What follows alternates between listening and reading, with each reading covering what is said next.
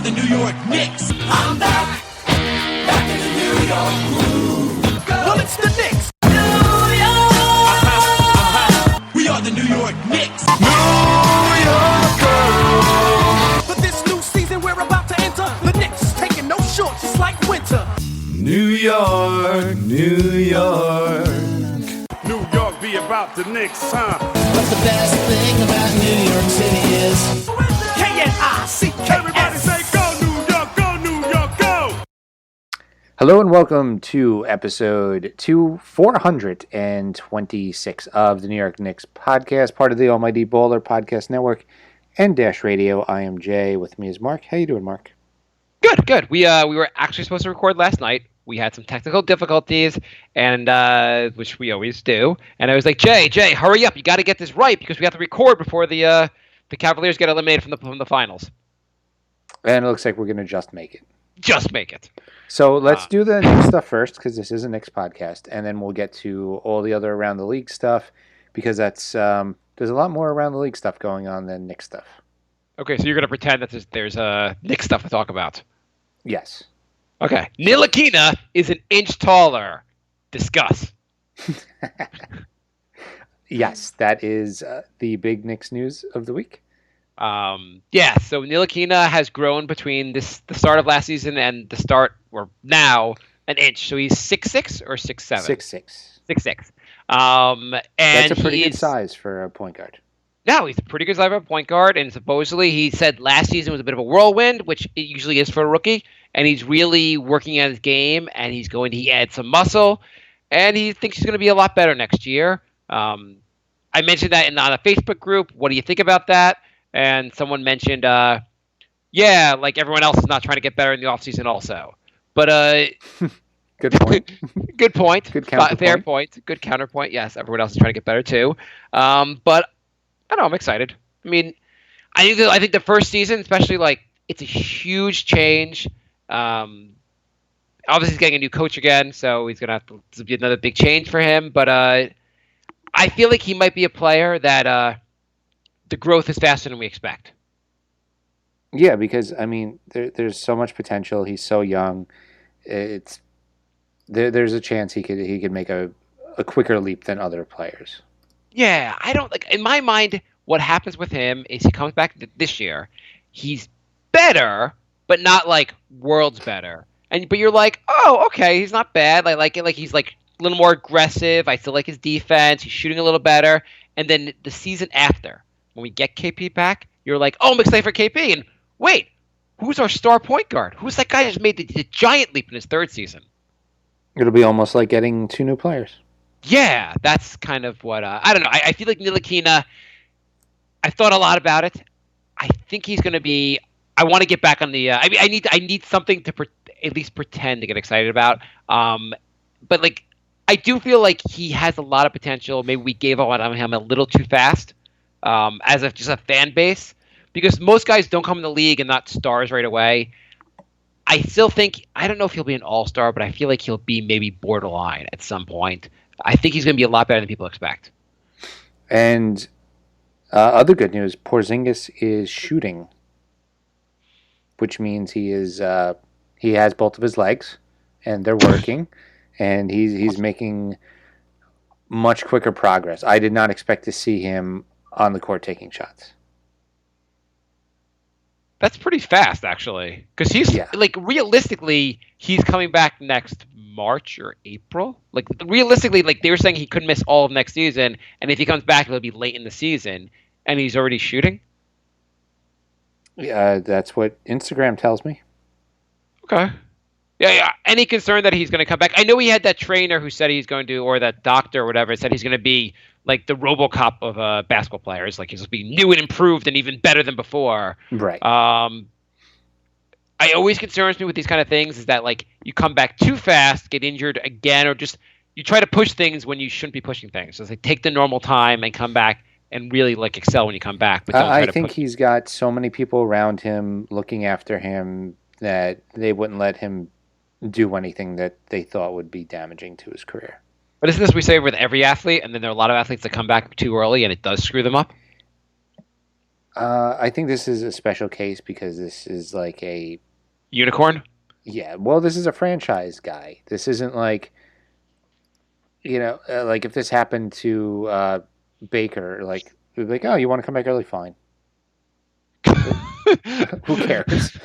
Well, yeah, that would be a slightly different thing. Hey, by the way, Baker opted in.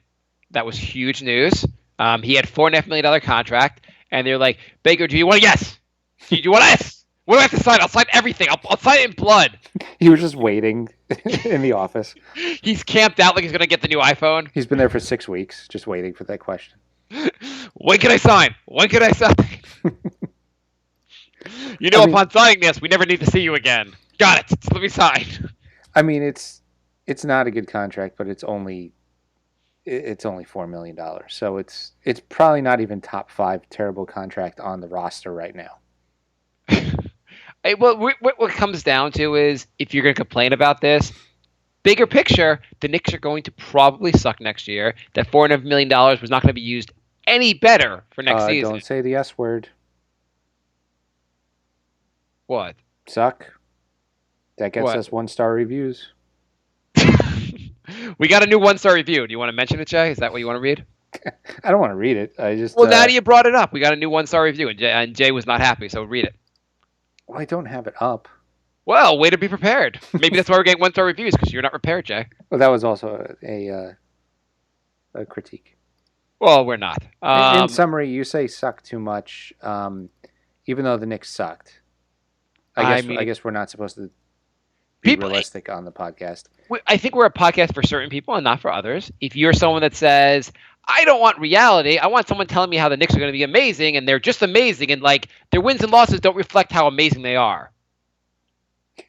Winning culture. Winning culture. Wins aren't everything. We want our participation trophy. Stop being a jerk about it. Also, this person got really upset that you said it's not a good idea to have Becky Hammon because she's a woman.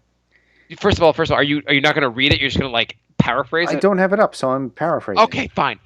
So they made a comment so on a previous episode when we were talking about what coach the Knicks could have, I said Becky Hammon would be a horrible idea.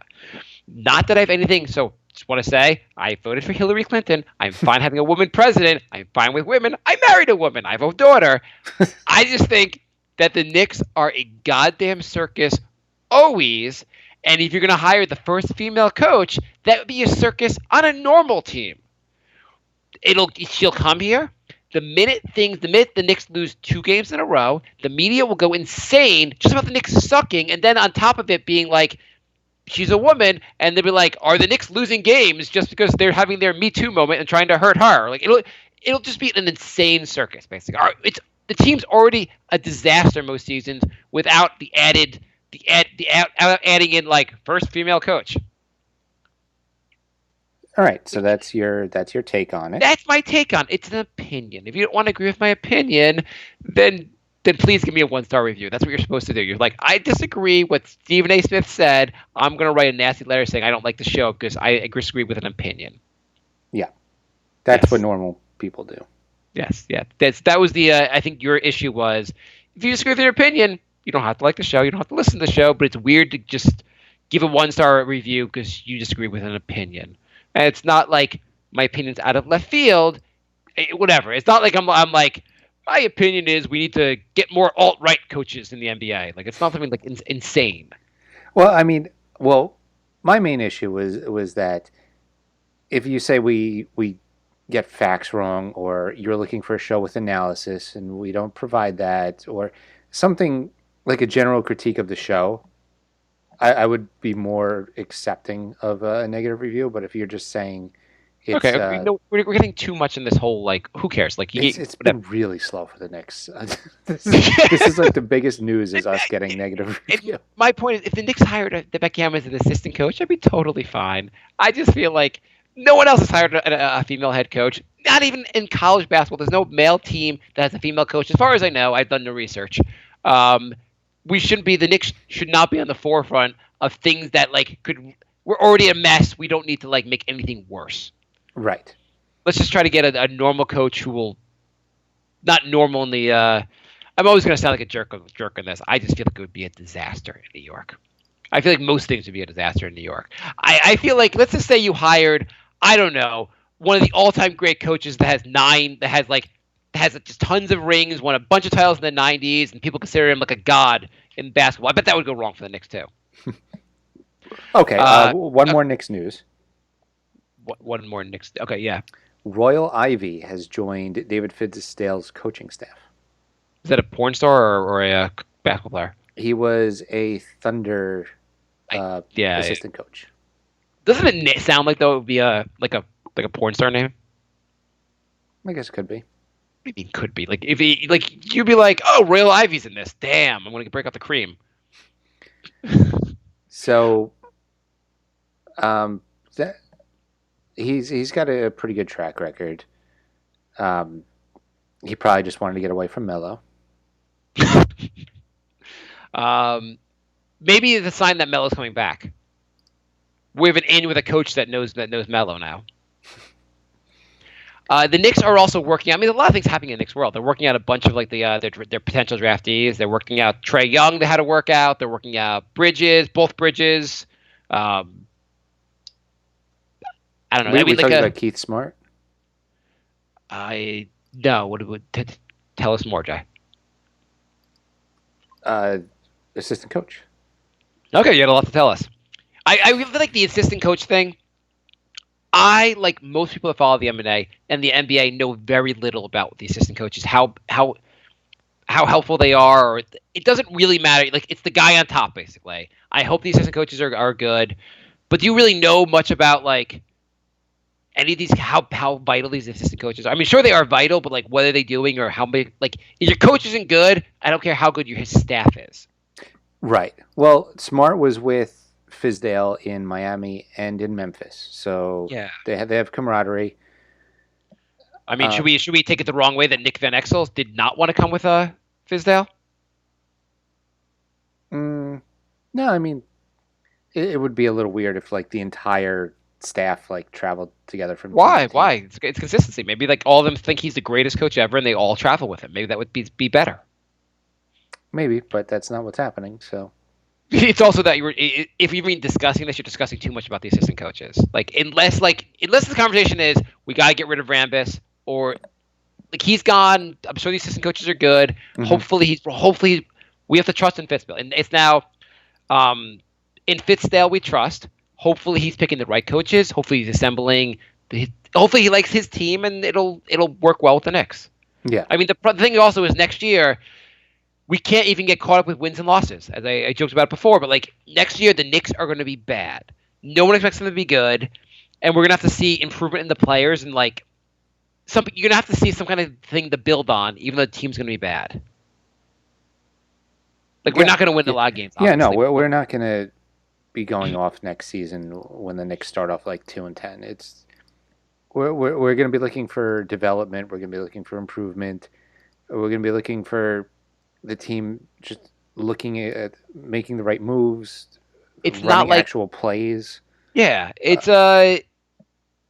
There's a lot to see. I mean, in a positive, if the Knicks are really really bad next year, they'll get a high draft pick and maybe another star player to go along with Porzingis and soon to be star Ntilikina. Yeah. So it's not going to be great, but it's not going to be a total bust. I mean, you really want to see something where, like, there's... I don't know really how you... like, one of the things would be if the Knicks are a bad team, but they all seem to be playing together. There's not, like... The locker room's not falling apart by the end of the season. It doesn't seem like players just stop trying. Yeah, a season without drama would be nice. In a positive way. If they win 28 games, but, like, you see development. You see some guys look like they, like... I mean, the team's not going to be a deep team. There's going to be a lot of issues, but, like... I don't know. We're rebuilding. This should be the right way. You're getting draft picks. You're trying to slowly grow. Like, this is the way you're supposed to do. You're not supposed to, like, try to take shortcuts. So yeah. I was listening to the Cavalytics podcast. They're on the Almighty Baller Network. Okay. And I was starting to feel bad because they were just so down after that Game 2 loss, and it sounded like, oh, we don't have really a chance to win the series. And then I realized that's like our regular season. So Now I don't feel bad anymore. That's game two. That's game two of the regular season for Yeah, us. exactly. So, like, you know what? You made it to the finals 4 years in a row. I'm done feeling bad for you. It was literally game two of the regular season for us. Remember, we got the first three games. They were 1-2, and they got blown out. I think in game two or game three, and we actually thought the season was just going to be a disaster. And then we were wrong for 20 games, and then we were right for the rest of the season. Yeah, something like that. But anything else? Knicks news until That's this. really it. I mean, I feel like there's nobody has any idea who the Knicks are going to pick. Apparently, they worked out Trae Young. Trae Young hasn't worked out with a ton of teams. He seems like he's interested with the Knicks, but I hate the question of like when they'll ask players like, "Would you want to go to the Knicks?" They'll report Trae Young wants to be a Knick. Every guy that's not been drafted wants to be on an NBA team. Just ask him; he'll say he wants to be on that NBA team.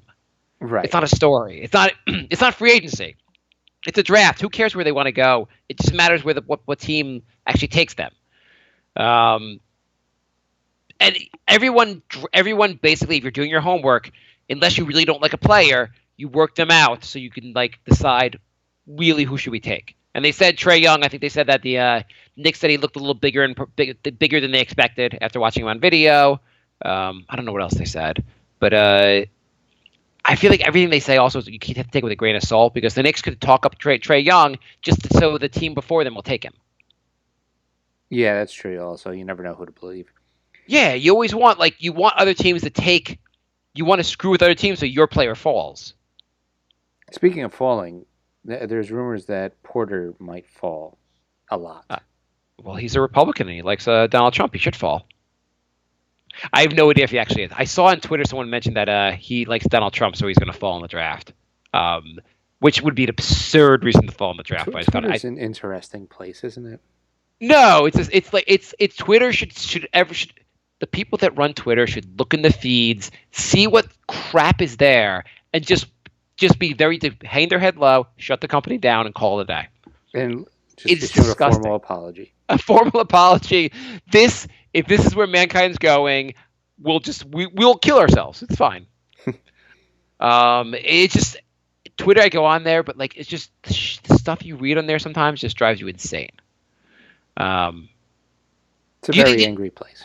Yeah. The best thing is that like sometimes you'll have an argument with someone on Twitter, and you're like, God, that person with not even a real name but some kind of handle.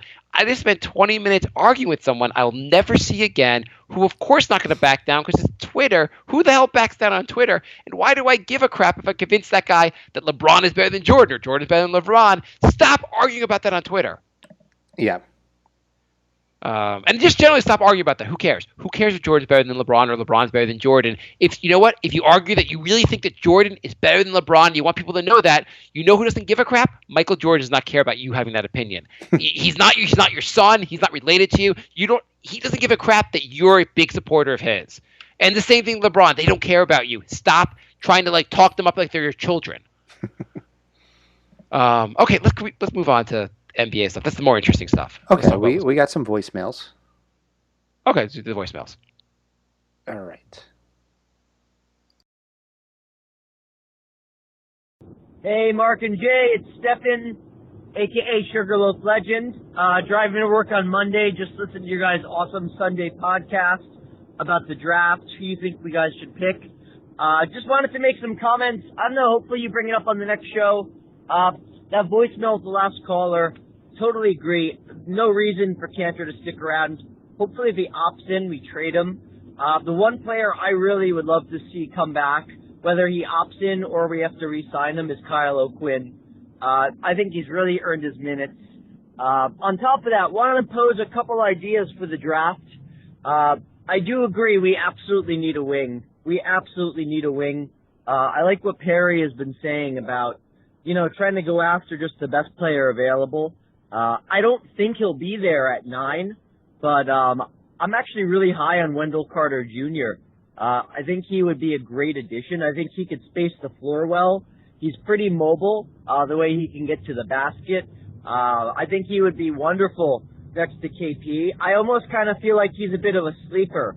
Not that in any way he's going to turn into Karl Anthony Towns, but I mean, if you look at Karl Anthony Towns' last season in college, his stats, they were alarmingly similar to Wendell Carter Jr.'s.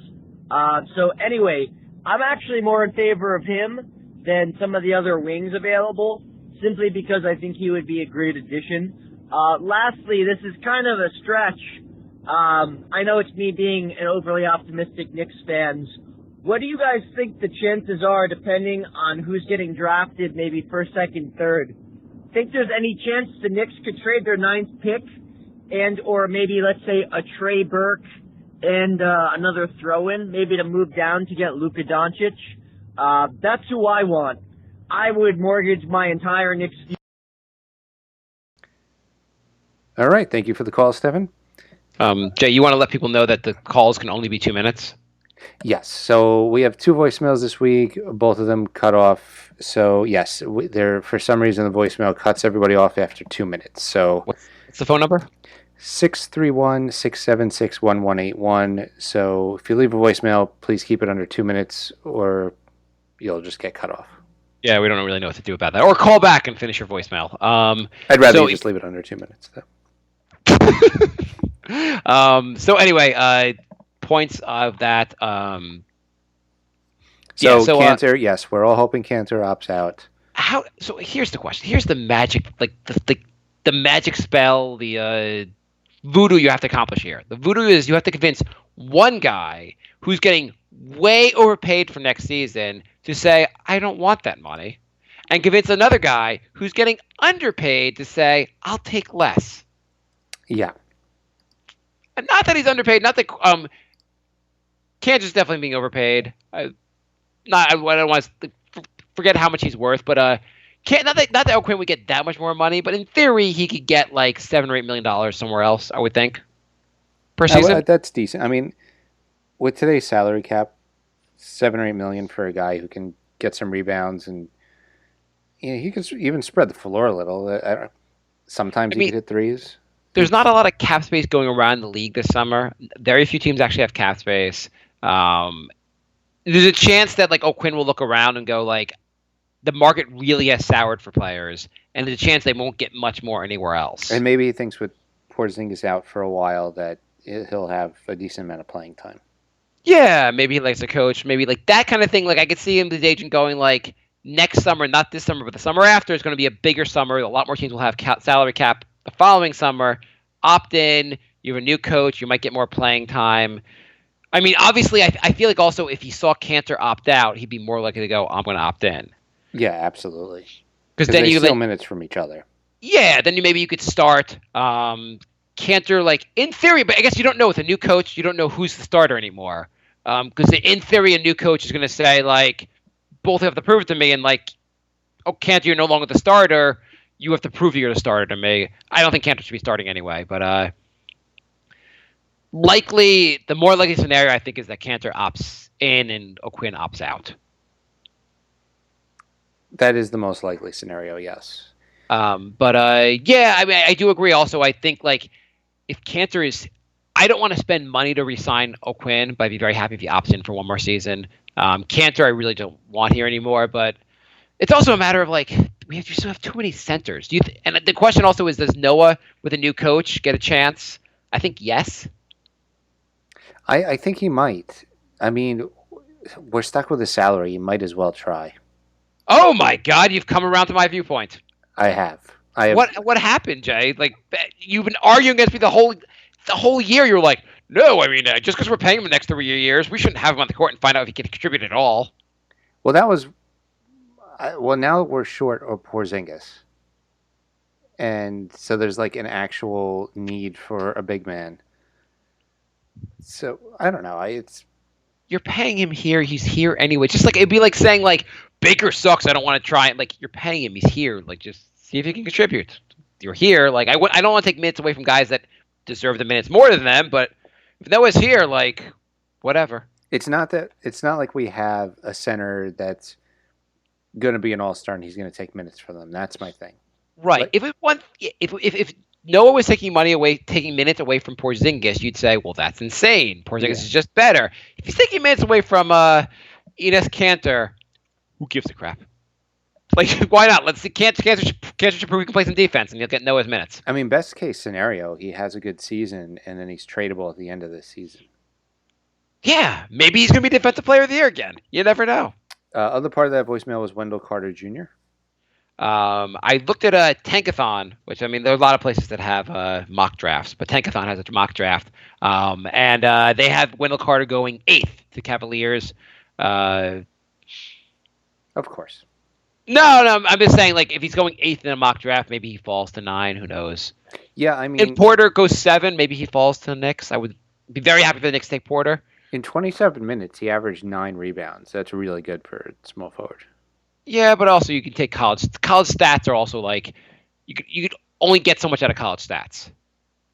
Yeah, but it's a sign. It's a good sign. Yeah, no, it's not. It's not a good sign. I just sometimes I feel like shooting percentage. I feel like you can't. You're shooting like. I feel like shooting percentage is more important to me in college than rebounds. You can get rebounds against bad teams. Okay, he shot 56% from 2 and 41% from 3. Yeah, well, I'm fine taking him. He could be a very good player. Okay. Yeah. I wasn't talking. He'd be fine. All the guys they're talking about at the level, I think, are fine. I'm not a fan of taking Colin Sexton.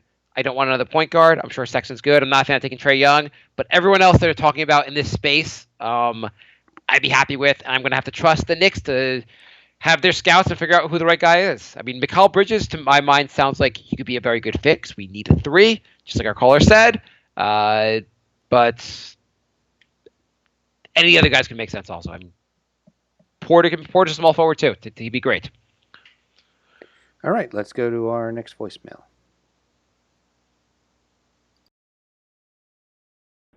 Hey, Jay, Mark.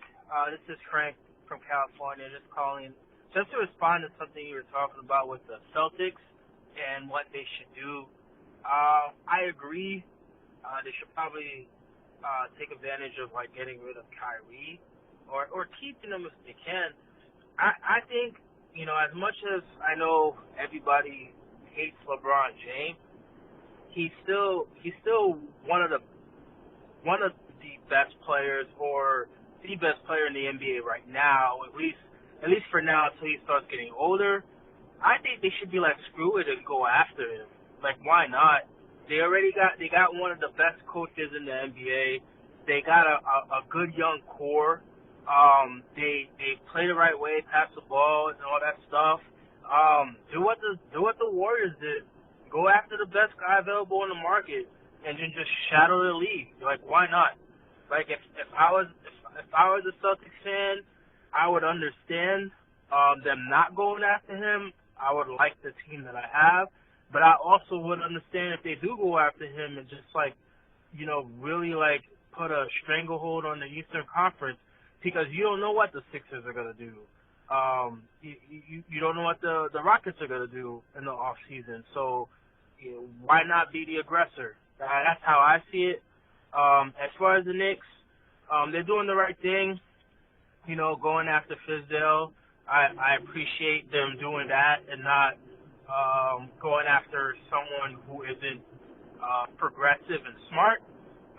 So I like what they're doing. I do feel that they need to be aggressive in the lottery and be aggressive in the draft. And just go with players. Thank you, Frank. So, if I can't see LeBron going to the Celtics. Why not? Here's the thing. LeBron is playing with it's kind of unfair. And, he has such little talent around him for a player that's so goddamn good. He has to compete with, a dynasty over there in Golden State. Why not just say, hey, I'm going to join the best team in the East, the best not team without me in the East, and we'll dominate. I mean, it doesn't make sense, obviously. I don't think it's going to happen, but why not? Hey, Kyrie, I know you left Cleveland because you don't like playing with LeBron, but we're going to trade for LeBron. The greatest troll job ever. I'm going to follow you to your goddamn grave, Kyrie. I could see LeBron going to Philly instead of Boston. I mean, Philly's been talked about, maybe Houston. Either way, I totally understand him leaving. He's been so goddamn good. He Like, has, but I can't feel bad for him. I mean, why not? Why can you not feel bad for him? He is unquestionably the best player in the NBA. He is putting up effort that is insane. Game 7 against the Celtics, he played for 48 minutes, the entire game. He played for 48 minutes in Game 1 of the Finals. He would have played 48 in Game 2 if it wasn't pointless to play the last 4 minutes. He's putting up effort that is insane. yeah, Like, I'm not taking any of that away. I'm just saying he keeps signing 1-year contracts. So the teams make panic moves, and this is what happens when you make panic moves. I will defend him. I will defend him on this. I am not going to be, first of all, not a LeBron apologist. I'm just appreciating he's a fantastic player. We're lucky to watch a guy. I don't know, lucky, whatever. It's just like getting a chance to watch Jordan. You're going to watch such a great player. And the 1-year deals, you know why you got to do a 1-year deal? Because it keeps your team in check. It says, like, hey, we have to win now. I want to win now. I want you to be in the same place as I am. If Kevin Durant was signing 1-year deals back in Oklahoma, maybe Oklahoma keeps Harden. Maybe you force your team's hand. Oh, you know what the big problem with this series is? Cleveland did not trade the Brooklyn pick. Cleveland said, I want to win now, but I also want to win. I want to play for later. Cleveland should have said, hey, LeBron, we're going all in. And if you go all in, you know what? Maybe trade the Brooklyn pick to the Knicks, which I would have loved. But instead of having J.R. Smith not know the goddamn score at the end of the game, maybe Courtney Lee gets that rebound and puts it back in because he knows what he's doing and he's a decent player. Yeah, but he also pushed for Thompson to get that big contract, and he's helping. He's supporting he's supporting the players with him. He says, hey, Thompson should get a big deal. Your management, you could just say, hey, LeBron, this doesn't make sense. Let's spend the money elsewhere. You're still in charge. You cannot say except that he has a 1-year contract, and you're paranoid that if you say no, he's gonna get mad and leave. So you do everything he says, then you end up with a crappy roster. Be a competent organization. Be a goddamn competent organization. And you know what, Tristan Thompson, it made sense. He'd come off a big, maybe not quite as much money, but like he'd come off a very good. When did they give it to him? After the first finals or second finals with a. Does it even matter? He was not worth anywhere near that contract. He was good. He was good in the second finals when they won. Mm. No, you could argue it. Tristan Thompson was a high draft pick. He has a lot of potential. You could argue the contract was not as insane at the time. The team had won a title. They looked like, I think it happened after they won the title, and he wanted to keep the team together. There's a lot that Cleveland could do to make them have them a better team. Why keep the Brooklyn pick? What's the point of keeping the Brooklyn pick? Well, who are they going to get? Well, forget it. Let's just say you probably can get a decent player for it. The Knicks would give you everyone in the roster, pretty much, besides Porzingis. So Tristan Thompson got the contract after the first finals. Okay, he was good in the first finals also, and that was a very close series. He was very good in that first finals. But forgetting that, the Knicks would have given you, let's say the Knicks would give you Courtney Lee and, I don't know, the Knicks suck, so there's not much to give you. Or let's just say the Knicks would give you Courtney Lee, Beasley, everything not nailed down to the floor they'd give you besides Ntilikina and Porzingis for that 8th pick. I'm sure other teams would give you like a lot of, and it wasn't an 8th pick. At that point, you thought that the pick might have been higher. You probably could have gotten something pretty good for that pick. Why keep the pick? Because you know LeBron's going to leave. I don't know. You know when LeBron leaves, you're going to suck for a goddamn decade. And you're going to think, hey, it would have been cool if we could have won that finals that LeBron got us to.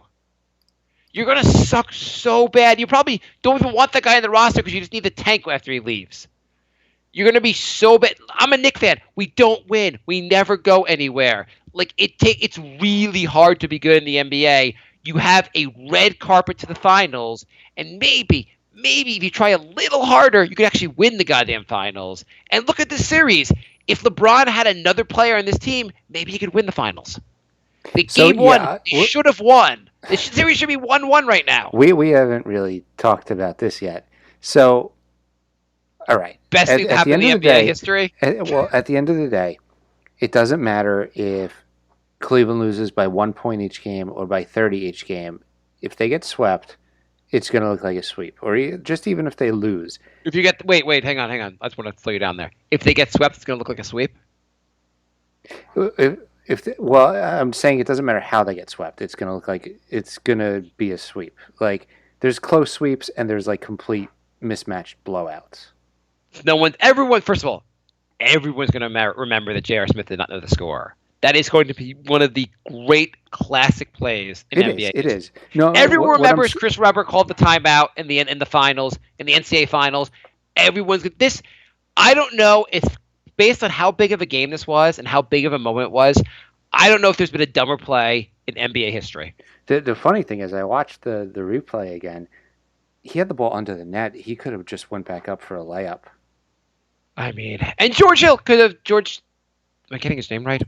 George Hill, he missed the free throw. If he missed the free throw, if he hit that free throw, and he should have hit that free throw, that's fine. And also, LeBron, again, I'm not a LeBron apologist, so please don't tell me I am. We're gonna be a 1-star review. You lick LeBron's balls, but Cleveland got screwed on some fouls in that game, in game one.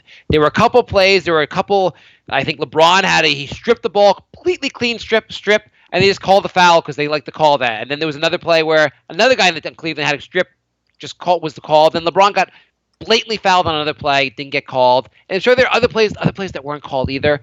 It just seemed like the refs kind of screwed LeBron over. Probably not on purpose, but they kind of screwed him over a little bit. And then they have the George Hill plus JR moment, which is insane. But the J.R. Smith moment, how do you not know the goddamn score? It's the NBA Finals. I mean, he did that when he was on the Knicks, too. The guy's a space cadet. I mean, but the thing is, just to say you trade the 8th pick and you had Courtney Lee. Courtney Lee would have had J.R. Smith minutes, and you would have probably won that game because you had Courtney Lee out there, and Courtney Lee is just a better player than J.R. Smith. Yeah. No, Courtney Lee never would have screwed that up. What I was saying is that, so when they make their Jordan LeBron comparisons, everyone always brings up the championships and the finals record. If they win the game one, maybe they win the series, which would be one of the greatest upsets of all time. It doesn't matter that he has 5 finals losses. If he beat this Warriors team, so this is what I'm saying. Might be a legacy changing game, and it's all because of JR. I mean, could that be any more perfect? That it was JR that might have ruined LeBron's legacy. Yeah, I made a joke on Twitter. I was like, what was I said? Jordan versus LeBron. Jordan did not have to play with J.R. Smith. Point LeBron. Yeah. I mean, it's just goddamn believable. And both are, and I'm not arguing one's better than the other. Jordan, unbelievable. LeBron's unbelievable. But you're right, because in Miami, you could have argued they should have won all 4 finals in Miami. They went 2-2. You could have argued they were the favorite in the Dallas series, and the series they lost to San Antonio, they probably should have won. They should have won all 4, but since they've gotten to Cleveland, they split the first 2, and the last 2, last year with Golden State having Durant, and this year with Golden State having Durant, Golden State is such a heavy favorite, especially this year because LeBron does not have Kyrie. They're a heavy, heavy favorite. This would be not David Goliath, but it would be such a huge moment to win this series. And it really looked like LeBron. LeBron played an unbelievable, MVP level. He arguably you could say he's the MVP of the series, even though they've lost the first 2 games. Right. He played amazing in the first game. In the second game, he played didn't score 50 points, but he had 13 assists and was unbelievable in game 2 also. He had 29, 9, and 13, and his first game was so good that game looked mediocre.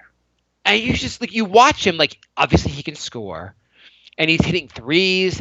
Some of his passes, the way he sets his teammates up, is just, he's as good as any point guard on the floor. Yeah. He's been ridiculous. And it also just kind of sucked for him because you're he's got to play with such a less talent. I mean, the Kyrie trade obviously was a bit of a disaster for them. They didn't get much in anything for the Kyrie trade. No, they did not.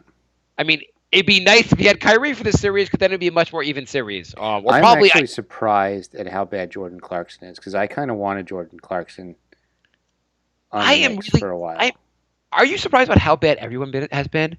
Jordan Clarkson has been bad. Rodney Hood scored 18 points a game for Utah. He's garbage on this team. Yeah. Larry Nance seemed like he'd be good. He's barely good. Kevin Love has been he's been like getting points and all that, but his defense is still atrocious. I don't know how. That's Kevin Love. Kevin Love has been exactly what you would expect from Kevin Love. Okay, at some point, Steve Kerr has to just say, okay, here's how we're getting Kevin Love to cover Steph Curry in every play.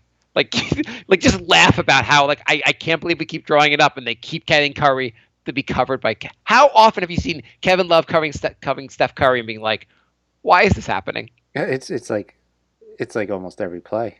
It's almost every play. Also, and I'm talking about Cleveland. Golden State's insane. That team is absurd. I don't know if the Eastern Conference All-Star team would beat them in a 7-game series. It's just such a ridiculous team. And the crazy thing is, this is with Iguodala injured, and I don't think that they're playing super insanely good. Their depth also. I feel like they could play even better. They could use some more bench pieces. Their bench isn't that amazing. Their bench is pretty bad right now. Without Iguodala, their bench is pretty bad. Yep. And it also gets exposed without Iguodala. Yeah. Not having Iguodala is a huge. I mean, he's the guy that guards LeBron. He's a huge part of the series. A huge part of their team. But if Iguodala comes back this series, Cleveland's not winning a game. I mean, also just watching the shots that Steph Curry hits are just so goddamn insane because he just needs an inch of space and just to hurl something at the basket. An inch and a fraction of a second. Like him and Thompson get shots up so quick. It's unbelievable. He doesn't need to have set himself up. Just needs to throw something up at the basket and it goes in. He doesn't need to be near the 3-point line. He doesn't need to be looking or awake. He just throws it up. It goes in. It is just absurd how. And what do you have? 10 3-pointers in game? 9, which was 9. A finals record. Yeah, I mean, just the way, and it's backbreaking the way he hits them. Because you're coming back, we're back in this, or we hit a big 3, and he just throws one up in the blink of an eye. And you're like, God damn it. Well, it's also you play good defense for 99% of a play, and then he just flicks up something and it gets a 3, and it's like, well, there's no way we're going to win this if he's doing that. It's also it's Yeah, you could play good defense. You could I gave everything I could to cover him, and it just did not. It did not work out. There's nothing I can do to make this work out. He gets free and you can't stop him. He's going to get the ball. If he's really quick. He's going to get open at some point because they're setting enough screens, and he's going to knock it in. And also, besides that, Kevin Durant, who could be as good as Steph Curry is, Kevin Durant's arguably the best. Not even arguably, he's probably the best player on the team. Would you say Curry is, or would you say Durant's the best player on that team? I think it's really close. I feel like they each have their moments. Durant sometimes disappears. Yeah, I just feel like if you gave the ball, if you just said we're going to run ISO Durant the rest of the game, just give him the ball and let him do turnaround jumpers, you'd win the game. Probably. His turnaround jumpers, it's absurd. You cannot. It's turnaround fadeaway jumper you cannot guard it. He's 7 foot and he can hit whatever he wants. I also didn't realize how good Draymond Green was on defense. You missed it. Everyone's been talking up how amazing he is the last couple of years. I know that everyone's been talking about it, but I've been specifically paying attention to it this series, and I feel like every play he's covering the guy with the ball. I don't know how he's always he's covering everybody. His stat sheet is the greatest fantasy stat sheet because it's always he contributes in every category. Yeah, and then he hits some threes. And you're like, stop it, Draymond. Just stop it. This is not fair. And also even you talk about those 3, and you're forgetting about Klay Thompson. Yeah, Klay, who could be who could basically support a team on his own. I mean, the team is ridiculous. So of course, also, do you think? And so someone messaged. It was on Facebook. I mentioned that we were talking about Durant's move versus LeBron's move. Do you think LeBron's move to Miami and Durant's move to Golden State are the same basic move? Who's better? Which move is worse? LeBron more set the precedent, and someone pointed out also that Earl the Pearl Monroe forced his way off of the Baltimore Bullets, or whatever the team was called back then, to the Knicks, and guys have been forcing themselves off teams forever. So yeah, I mean, clearly collusion with the Miami thing. Well, forgetting that, but like Shaq forced himself to the Lakers. Like he left. Like guys move all the time. Yeah, LeBron but, wasn't the first player to move. Durant didn't force a move. Like his contract No, he didn't. expired. His contract and then expired. He signed. No, my issue with Durant, which was summed up perfectly by one of our fans, is that he was on the verge of going to the finals, got beat in a tough series where they should have won that series against Golden State, and said, "You know what I'd like to do? Instead of coming back next year and saying I'm going to beat you next year, I'll just join you. I'm going to join the team that won 72 games, and is already on its way to being a dynasty. I'm just going to join them and go along for the ride." I took the easy route. My question is that more Durant being a bitch, or is this one of those I don't want to play with Westbrook things? Because it seems like some people don't like playing with Westbrook. It does seem like that has something to do with it, and that's fair. I mean, Durant could have signed elsewhere. He didn't have to sign with Golden State. He's a free agent. He's allowed to not want to play with Westbrook. That's fine. And he could be mad at Oklahoma for like trading Harden and screwing that team up. That's totally fine also. If he'd signed with Houston to play with Harden, you could have said, like, I get it. He loved Harden. He wanted to play with Harden. Makes perfect sense. It's the move, like, if you go to a team that's also really good, that's totally fine. It's going to the team that's like the team, they won the finals, and they just beat you, and they won 72 games, an NBA record. Going to that team seems kind of like a bitch. And I feel like LeBron's move, as much as I hated how he did it. I hate how he had the ESPN special and made the whole deal about it. But at the end of the day, like, that move seems so much like that's the move does not seem as bad to me as what Durant did. I don't think Durant gets enough crap for that move. Well, that's because he's winning. Like he has to win, like multiple championships.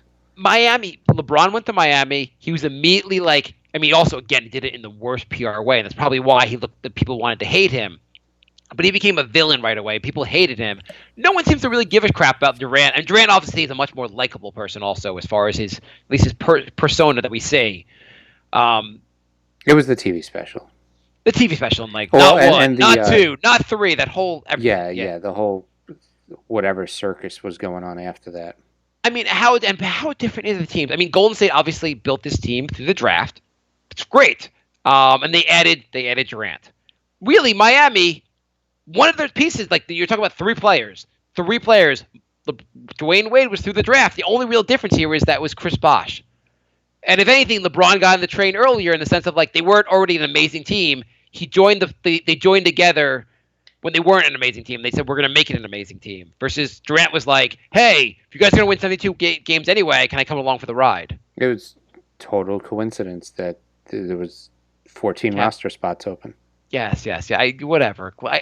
Are players allowed to collude? I know owners aren't, but like, are players collude? Is that if I think players are allowed, yes. Yeah, so I don't know if they broke any rules, and of course they did. Oh, the roster spots. Yes, you're right. Yeah, right. the team just happened to have 14 free roster spots. I don't want to argue any of that because I do feel like LeBron's move also was kind of like, I'm like, really, you guys are going to make a super team, and I didn't love the move at the time, and how we did it was ridiculous. I'm just saying Durant does not get enough shit for what it was. Like, I want Cleveland to win this series. I want Cleveland to win this series because LeBron is an all-time great. I don't love him, and I kind of like seeing bad things happen. Like, I do enjoy when he loses, but he's so good. I enjoy watching him, and they're such underdogs. I want to root for underdogs because I'm a Knicks fan. I like the underdog, and I just really dislike Golden State. I love Steph Curry. I think he's a great player and he's fun to watch. But having Durant, the Durant move was such. I can't get over the Durant move. Fair enough. Last big NBA story is Colangelo. This is one of the craziest stories that has come out in a long, long time. Oh, by the way, do you want to just quickly? Do you think it's going to be a 4-game sweep, or is Cleveland going to win one game? Cleveland. And I'm not. One. I think LeBron goes supernova one game, and they win one. In fairness, they were down 2-0 to the Celtics, and they won the series. Yeah, that's not going to happen. Okay. You agree?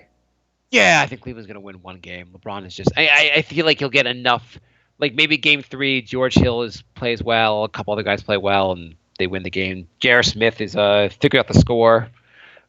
The Colangelo thing. So, do you want to fill people in? So basically, Colangelo, who took over for Sam Hinkie in Philly, allegedly, it seems like the evidence is almost insurmountable at this point, Just say what. has, This is reported by The Ringer.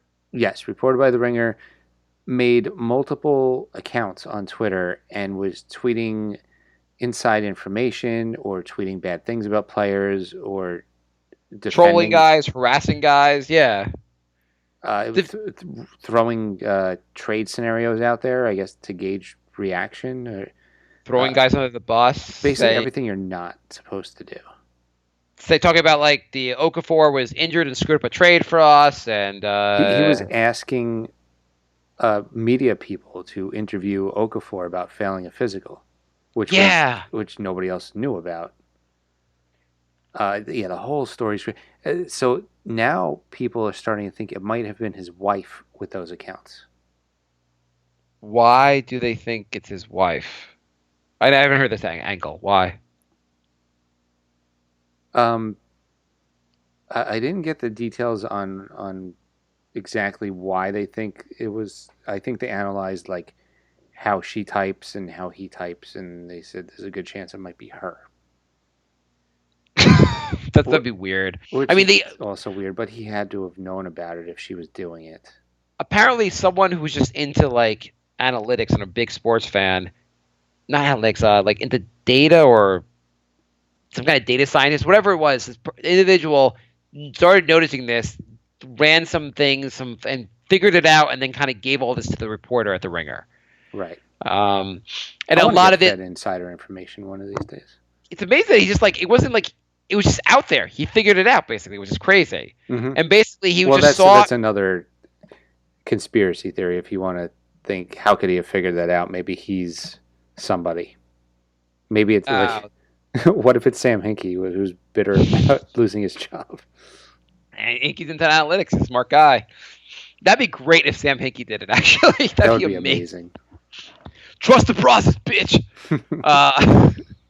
But basically the idea was these accounts, they saw who they were following compared to other accounts, and like it was just a lot of things that linked them and some certain behaviors that were similar that they made it think it was all the same person. Well, the best part is how they got caught. So basically, they knew of 5 accounts that were all linked, and so they called the Sixers to talk to them about it, and they told them about 2 of the accounts, and then they monitored all 5, and all 5 went private right afterwards. I thought there were 7 accounts or 6 accounts.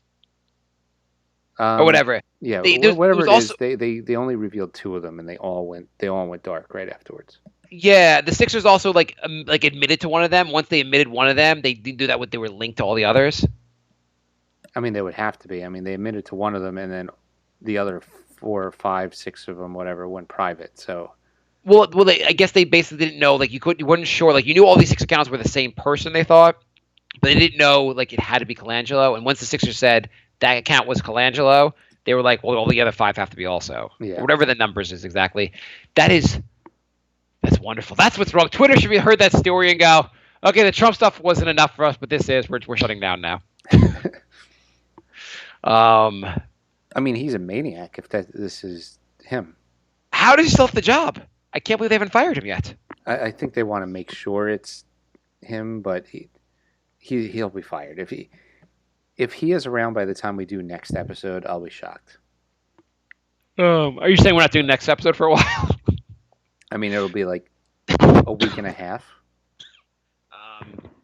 They hired a major law firm to investigate this. Oh wow! I mean, it's like a top 10 law firm, arguably in one of the top law firms in the world. They hired to do this. I mean, not that who cares, but then he's in trouble. There was a report the Sixers think they have an edge for getting LeBron because of I can say Simmons is managed by the same agent as, what was this story? Did you hear this? No. Whatever. Who cares? It's not even really important stuff. You want to do a lightning round on questions? Yeah. Do you think? I was gonna say. Do you think? So Houston, they can. Is there any way they could keep Chris Paul and get LeBron there? Like that can't really work with salary cap, right?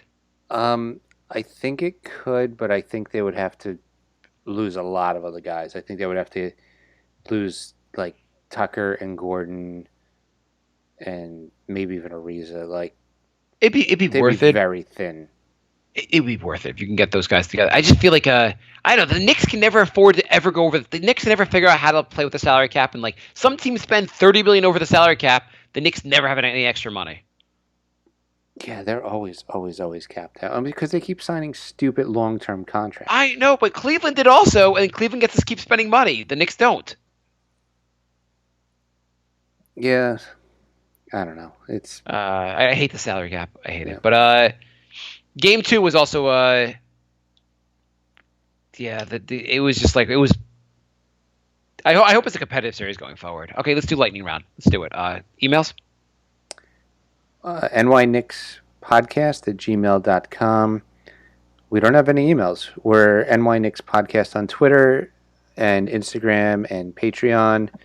TheNewYorkKnicksPodcast.com is our website. You can get Knicks Podcast shirts there. And leave a review on iTunes, preferably 4 more stars than 1. Jay, I'm also kind of disappointed in you today because you know what you didn't do? What didn't I do? What's your JR impression? Oh I'm my missing God. it. Oh my God. Though I guess with the you can't even figure out how to do sound effects anymore, can you? With the No, I can't. That was, yeah. but I miss Jay would had a sound effect, has something where it might have been someone taking a bong hit, and then Jay would talk as JR, and I missed that. Maybe next Tristan episode. Tristan writes, with all this JR talk, who are you most upset at for having won an undeserving ring? JR. So JR. That's really my answer. Yeah, I mean, like, who else are you gonna be? Yeah, JR. I Nick mean, writes, you could say like there's other knuckleheads that have rings, but I feel like JR's probably the most undeserving, considering he admitted he partied and played like crap in New York. I hope it comes out that he won out the night before the game 1 of the finals. Yeah. Nick writes, please go into depth on some JR. That was just too perfect last night. It really was kind of like whatever else, like as a Knick fan, it was just kind of perfect to see JR do that. Yeah, out of all the people on the team. All the people, I'm going to elbow JR, jump Jason Terry for no reason and make this and screw up the Celtics, almost screw up the Celtics series for us.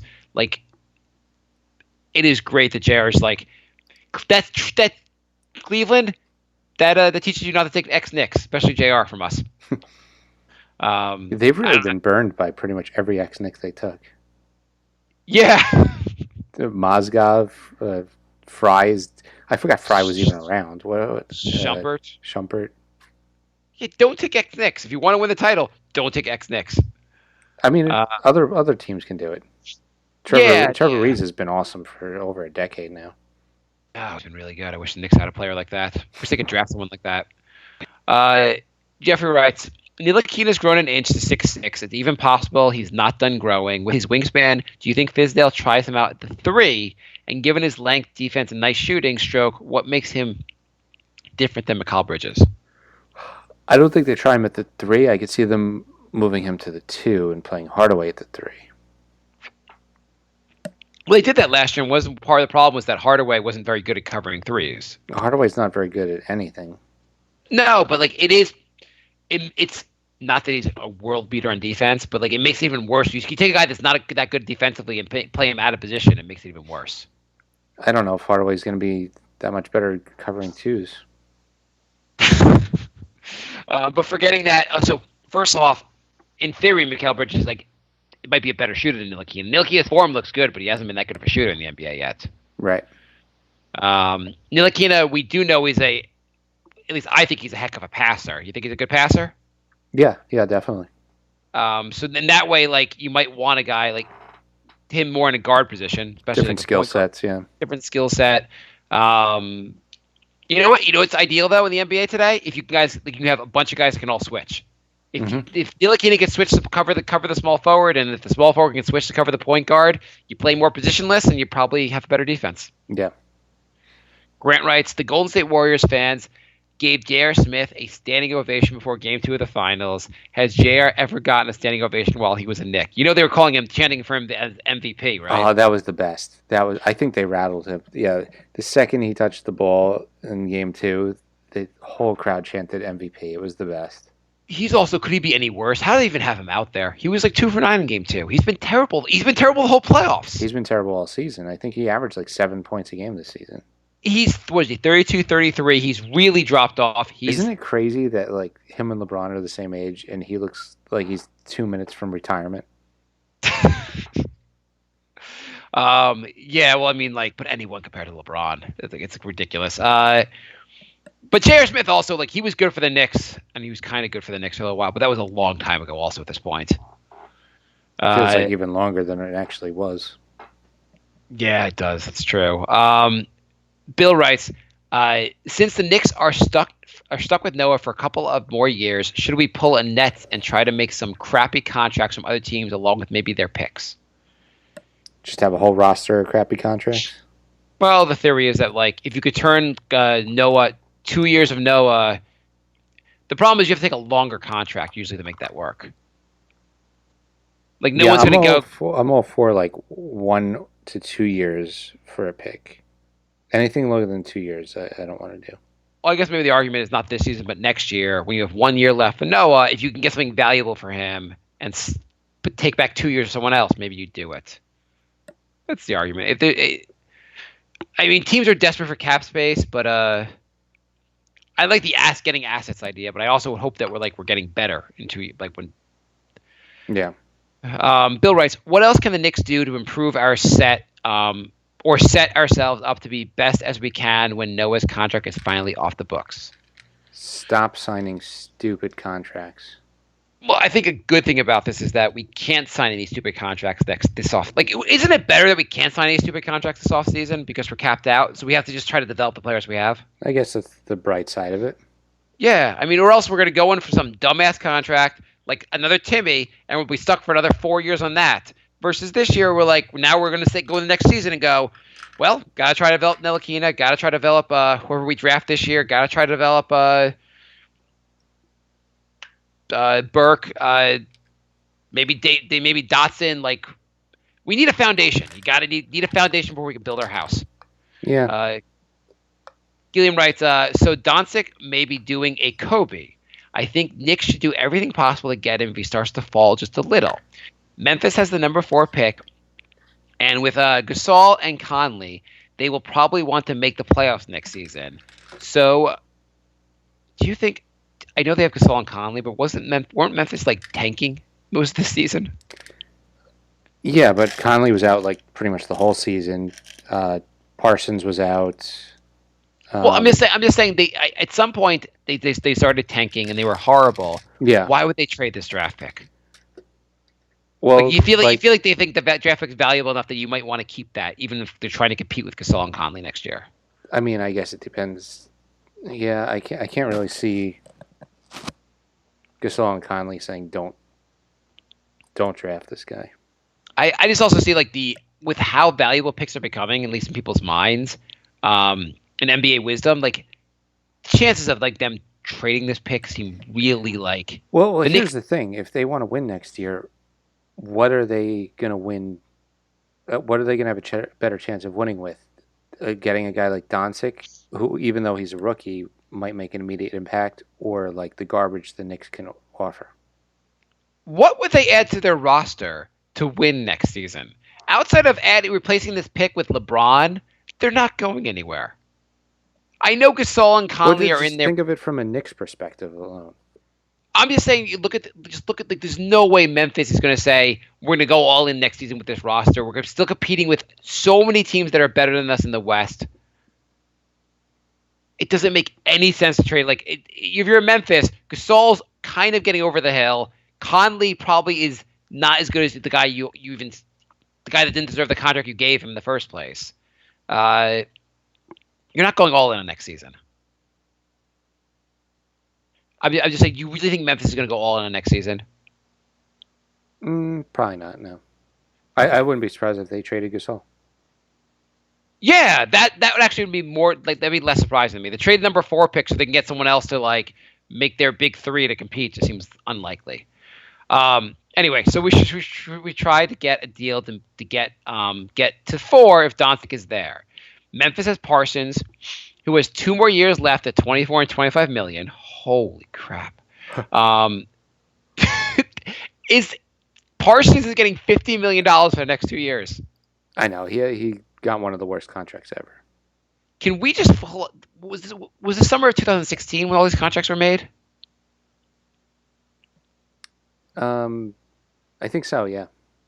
I mean, we should just go through those articles, like all those we should go through all those signings again. Maybe do a show like when nothing's going on, and just talk about how insane that summer of contracts was. Yeah. Just the insanity of giving guys like Mozgov $20 million a year. Did you get $20 million? You got like something ridiculous. Yeah, I think he got $16 million a year for Yeah, like 3 years or something. I mean, like the Noah contract, as insane as it was just like what everyone was doing there, and it was so obvious these were bad ideas. Everyone's like, "Well, the NBA everything's just changed. This time it's different." Okay, so the trade would be Parsons and number four for Lee, Lance, and number 9. Maybe would have to add a future protected first too. They can still get a young, useful guy, a Bridges or whoever falls, while adding 2 vets to compete right away. So basically adding 3 impact players. The Knicks get a potentially young star, best ever young player in Europe. Get rid of 2 vets to get minutes to the young stars. Did you have to really talk up why the Knicks would do this? But get to pay Parsons a fortune for the sit for 2 years, same as Noah, who should absolutely not be stretched. Then in 2 years, Noah and Parsons are gone, and we forget. I know this trade may sound like an old Knick trade, but in this case, the shit contract is not the prize, but the price to get a young star to New York. Thoughts? I do like him pointing out that the shit contract is not the prize, when it usually is for the Knicks. I do like the wrinkle of getting rid of the Parsons contract makes it a little more realistic from Memphis's point of view. I mean, first of all, from the Knicks' point of view, yeah, obviously we would do this. Obviously, no question. And if you have to throw in, would you throw in a future first, Jay? No. Not to get a Doncic, who I think you would leave your girlfriend for? No. You've been talking him up so much, like. No future firsts.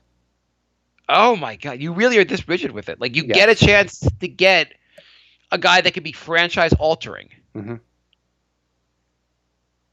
Nope. What if it's not 2018 but 2019 pick? No, 2000. Well, it's not 2019. It's 2020 pick. So it's like 2 years in the future. Hmm.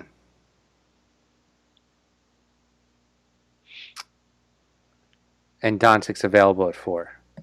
Well, yes, you make the pick. You make the pick after 3 is made. Like he's there. Let's just assume that you get that.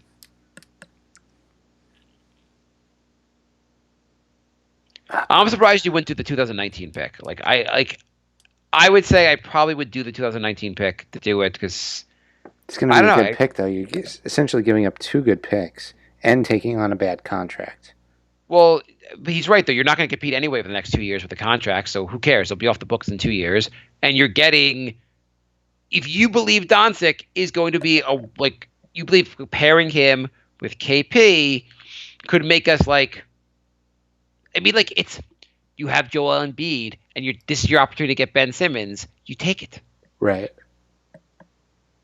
Look how good those – I mean, obviously, there's more to a roster than just 2 players, but, you get those 2 cornerstones – you could be awesome. And I don't know if Doncic is going to be that good. And there's no way in hell Memphis would do this trade. But just pretending they would because they're drunk and high on cocaine and crack and whatever else going on there because they must be to think this is a good idea. That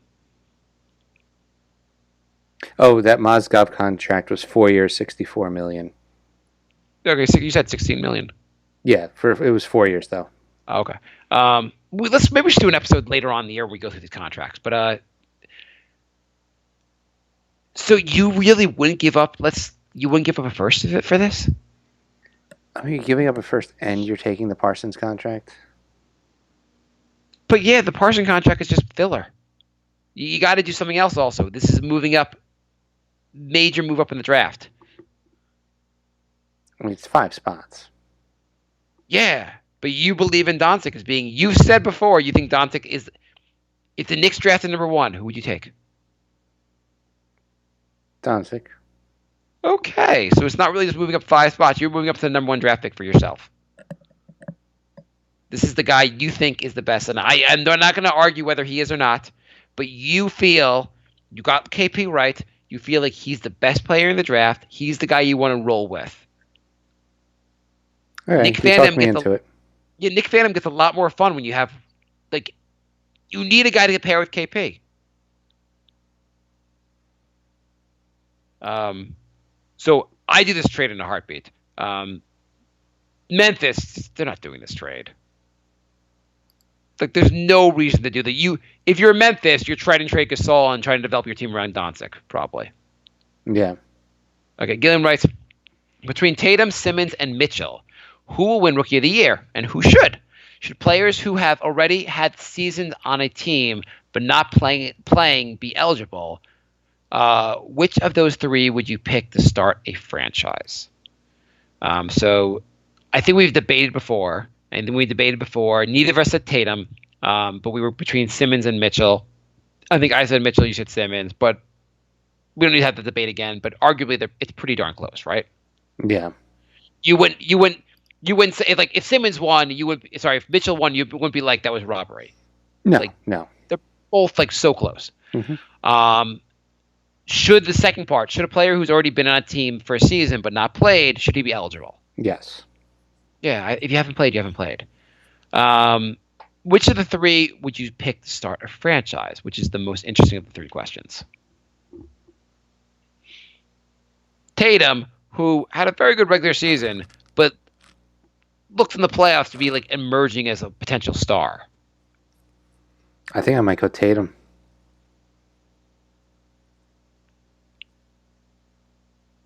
Yeah, I don't know. It's a really. I mean, if Simmons learns how to shoot,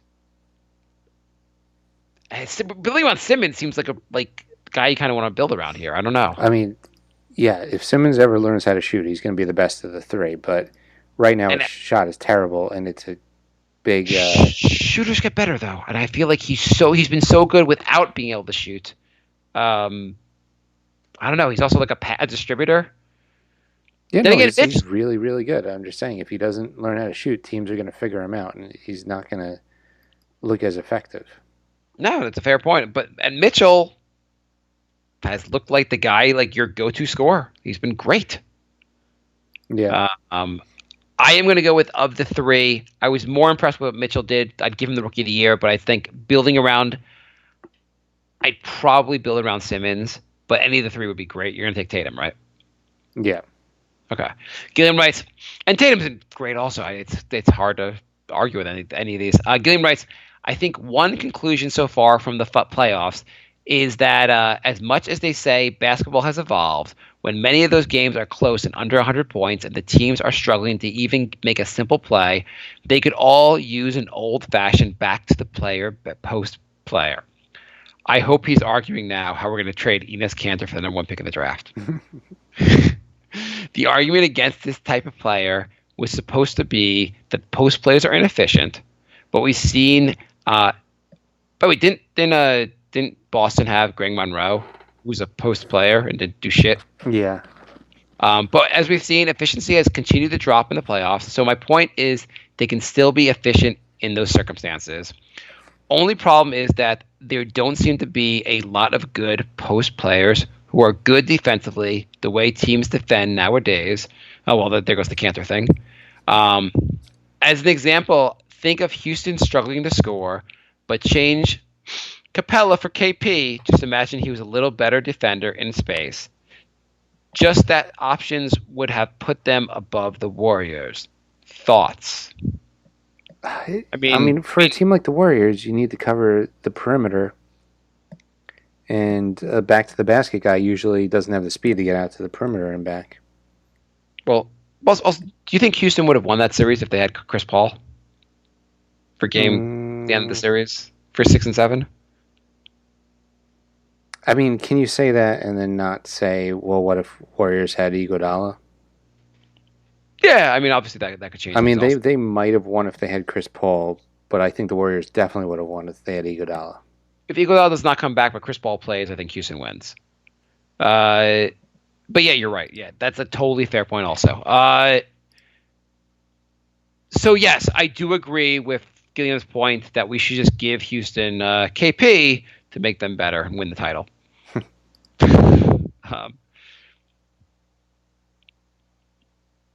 But KP's not really like a KP's post game is not that great yet.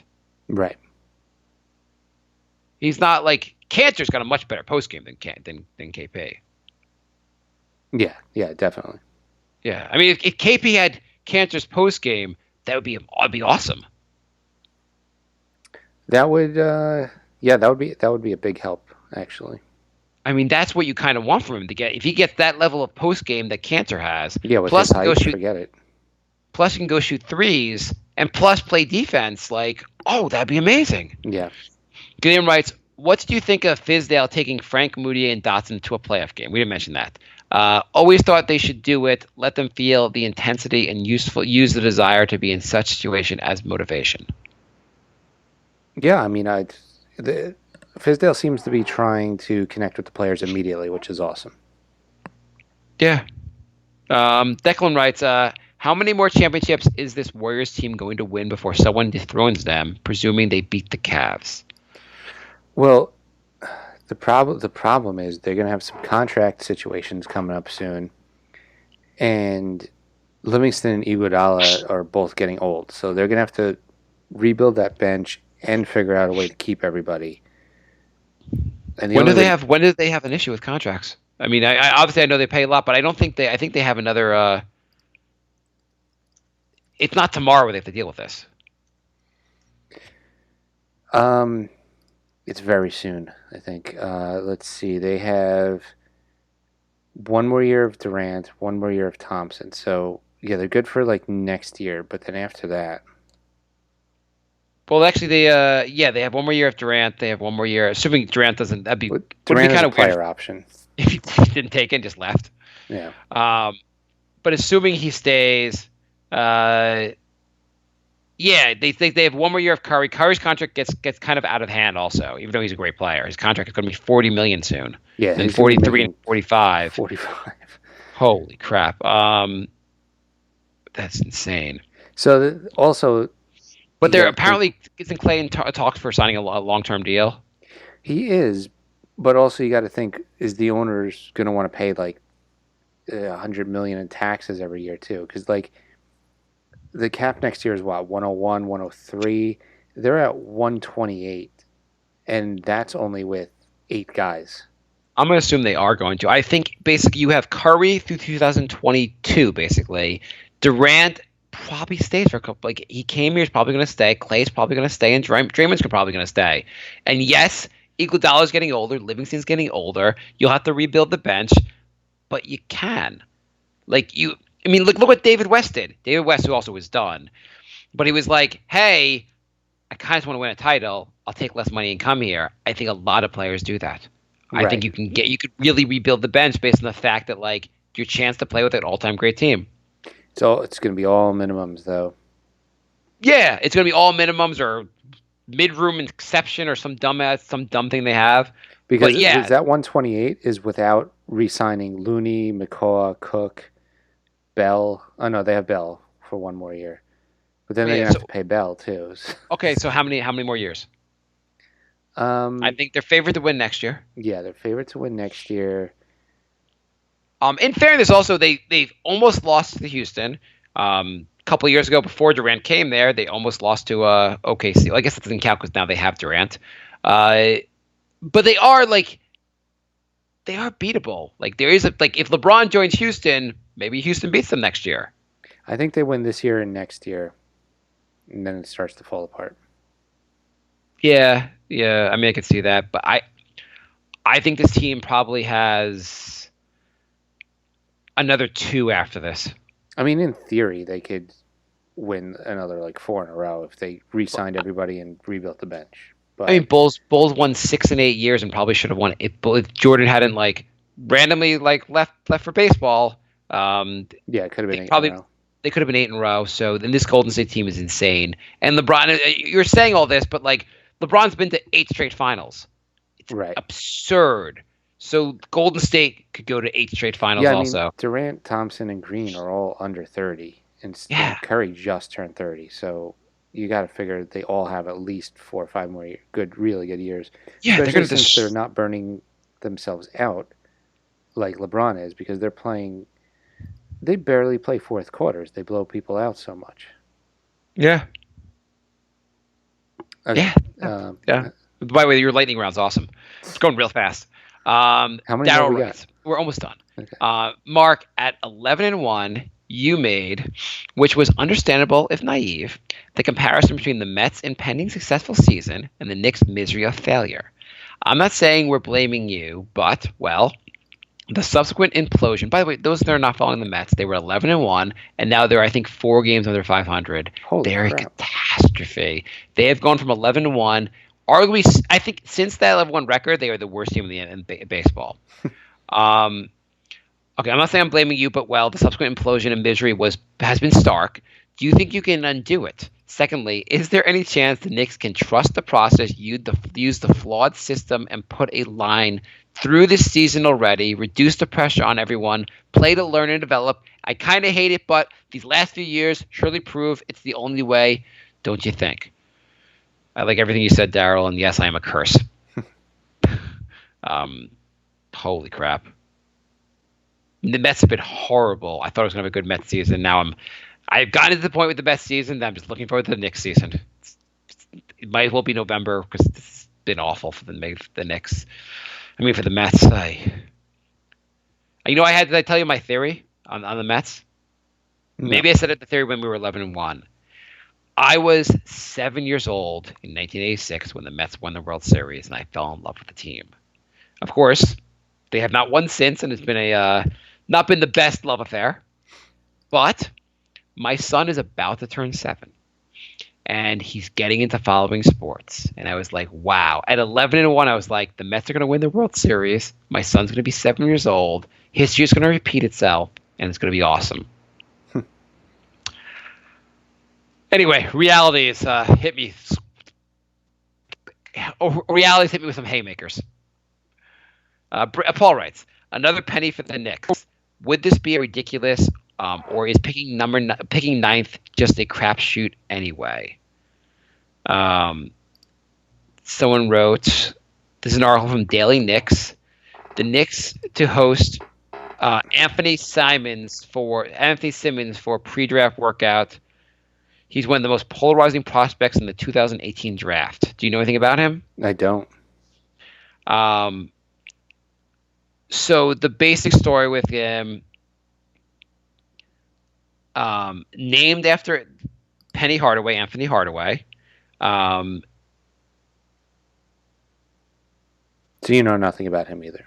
I'm trying to read the articles. I'm talking, Jay. You're Everything's great at like multitasking. everything. They're just saying he's got all these like potential. He's got the great vertical and wingspan, and he's a combo guard. The article doesn't really explain why he's polarizing. It just says he's polarizing. Basically he could be. You know what? He didn't play in Division One. Why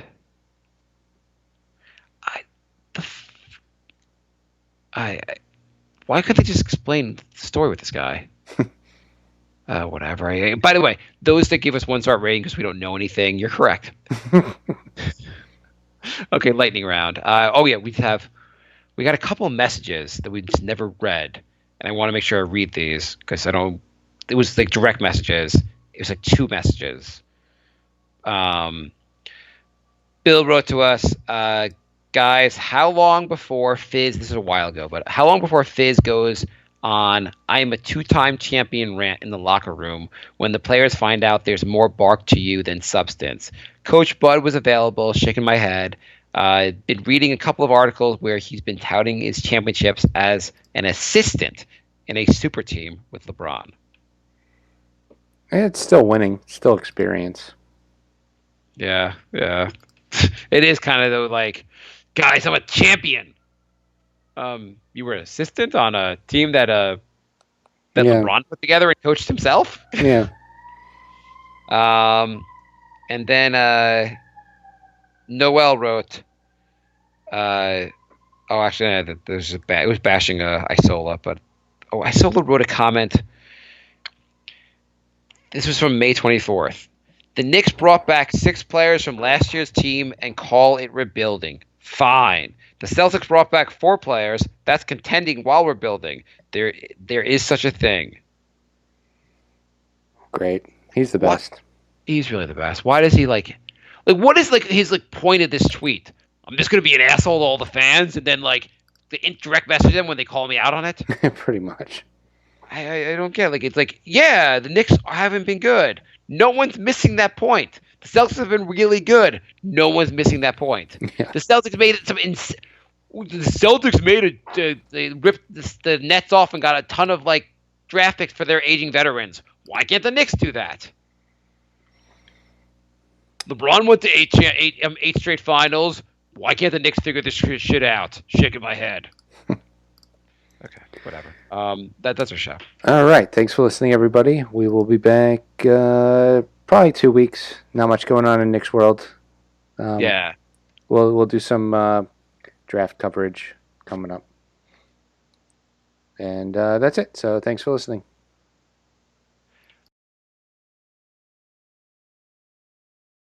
Goodbye,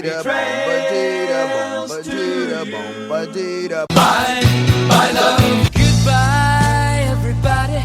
Goodbye. It's all over. Goodbye.